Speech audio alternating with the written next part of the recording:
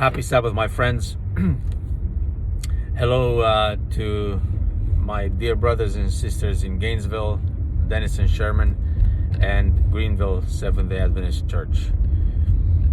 I'm sporting a new look these days, as you can see, trying to scare away the coronavirus. I'm being facetious. Now, on a serious note, I am recording this short video to hopefully bring some hope to you. The news the last couple of weeks, what's been happening around the world, has left us with a flat feeling, with a probably sense of concern, maybe even fear, as to how this pandemic will affect us. A lot of people are experiencing this crisis. In fact, I would say everyone, no exception, all of us, people who are alive, are experiencing this crisis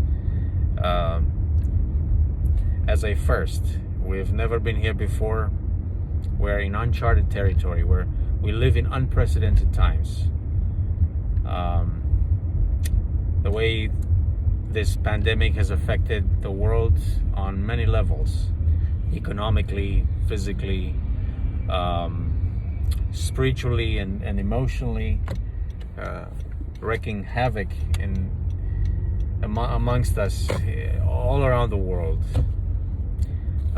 is telling me that we are living on the brink of eternity.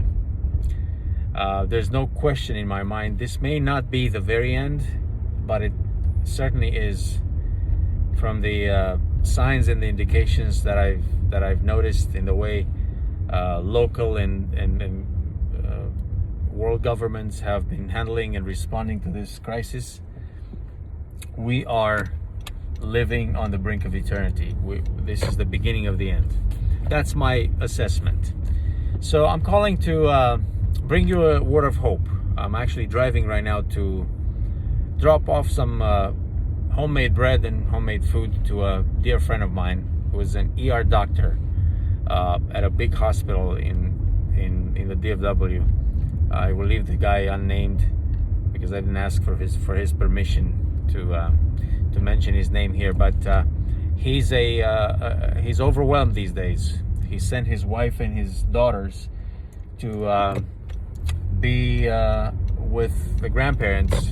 They're out of state, and he's by himself, trying to isolate and protect his family. By himself now, working these days 120 hours a week as an ER doctor at a big hospital, and also a public health medical director for one big county, working closely on a weekly basis with the mayor of a big city here, and trying to implement some guidelines and come up with algorithms for police and firefighters and the whole healthcare system as to how to handle the next couple of weeks.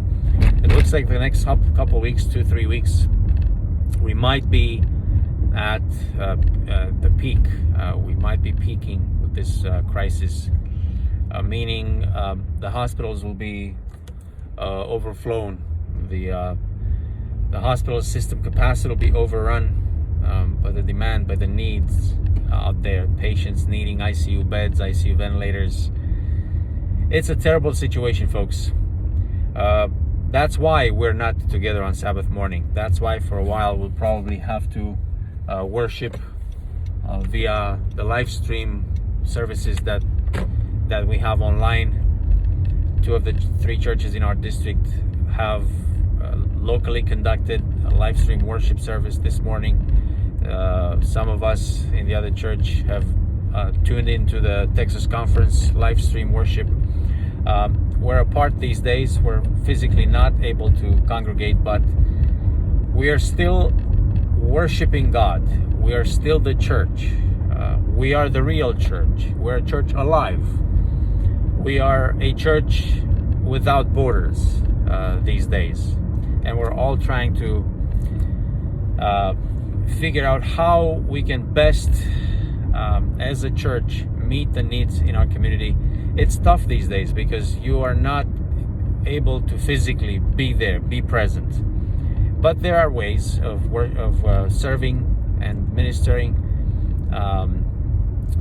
There's a phone that you have. You can pick up the phone and pray with somebody, encourage somebody, pray with the elders of the church. And I'm so grateful for the ministry of the elders in the church who are in touch with the needs in our community, in our church,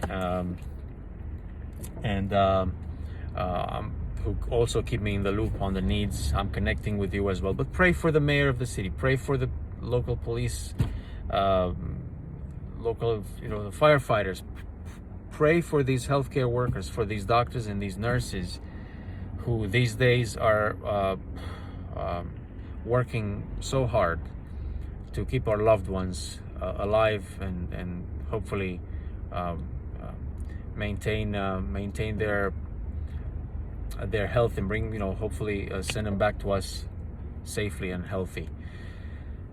Remember, folks, today and tomorrow look grim. But the day after tomorrow, in a spiritual sense, in a prophetic sense, is amazing. And that's why I actually am recording this video. The day after tomorrow is amazing because the guy whom I study in the accounts of the Gospels, Matthew, Mark, Luke, John, the hero of the book of Revelation, the hero of my life, is on his tiptoes waiting, so ready, so prepared to return.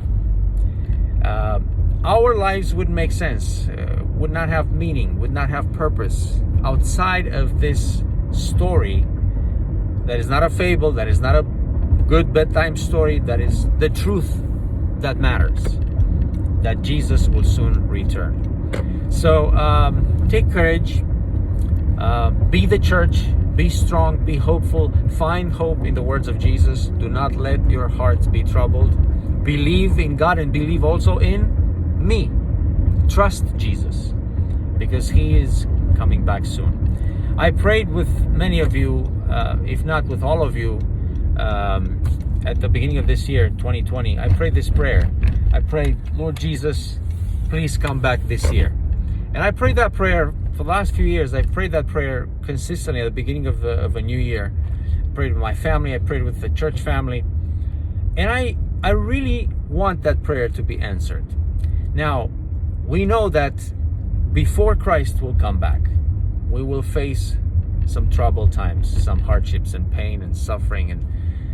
But take courage, stay together, support each other, lift each other up in prayer, and serve each other's needs emotionally, spiritually, even physically. If there's a need, if one of you, and I'm talking to the elderly brothers and sisters, if you need me or the elders to drop off some groceries, to drop off some goods that you ran out of, just reach out. If you need counsel and encouragement, if you need to pray with a pastor, pray with an elder, reach out. I will reach out if you don't reach out. And we will be together. We are the church of Jesus, the face of God, the hands and feet of Jesus these days. And we'll do our best to minister to people, even though physically we're limited. But Jesus is returning soon. And I would like to leave you this word that I love the most in English vocabulary, in any vocabulary. Maranatha. Much love.